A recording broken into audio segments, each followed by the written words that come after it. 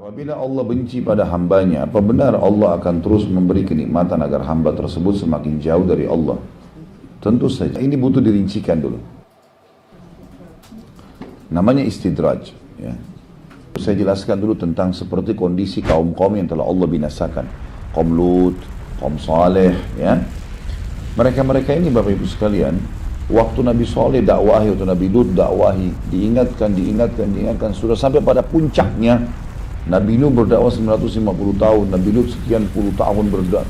Tidak mau dengar, gitu kan? Maka diancam dengan azab. Rupanya mereka nantang lagi, mana azabnya? Coba buktikan. Nah, pada saat itu terjadi, maka Allah limpahkan nikmat yang banyak kepada mereka. Supaya mereka tambah lalai, karena Allah sudah tahu mereka tidak akan tobat. Nah, ini yang terjadi kalau yang dimaksud dalam pertanyaan seperti itu.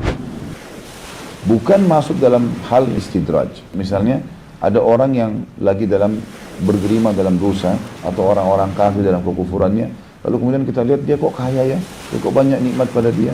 Apakah ini istidraj? Jawabannya bukan istidraj itu. Dan di situ masuk istidraj. Karena belum sampai argumen kepada mereka. Kecuali kalau sudah sampai dakwah kepada mereka, lalu mereka tidak mau mengikuti kebenaran, nah itu lain. Itu bisa masuk dalam istidraj.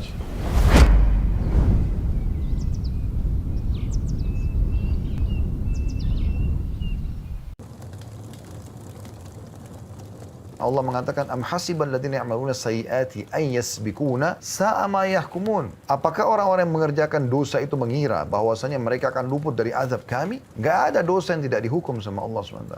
Amat buruk apa yang mereka tetapkan itu. Gak mungkin. Lalu Ustaz, saya lihat kok ada orang yang berbuat dosa tapi tidak dihukum sama Allah. Belum. Dan Anda tidak tahu apa hukuman yang ada pada diri dia. Anda tidak tahu bagaimana kegelisahan dalam hidupnya. Anda tidak tahu bagaimana rumah tangganya. Anda tidak tahu pekerjaannya. Anda tidak tahu mungkin tiba-tiba Allah datangkan kepada dia penyakit kronis yang membuat dia tidak bisa buat apa-apa lagi. Makin banyak dosa dia lakukan, maka makin berat yang akan datang kepada dia. Tapi jelas ayat 4 Al-Ankabut ini mengatakan tidak mungkin ada orang berbuat dosa lalu luput dari siksa kami. Bahkan dalam hadis yang sahih kata Nabi SAW, kalau kalian melihat nikmat melimpah pada seorang hamba sementara dia bermaksiat, ketahui itu adalah tadarruj atau tahapan siksaan dari Allah.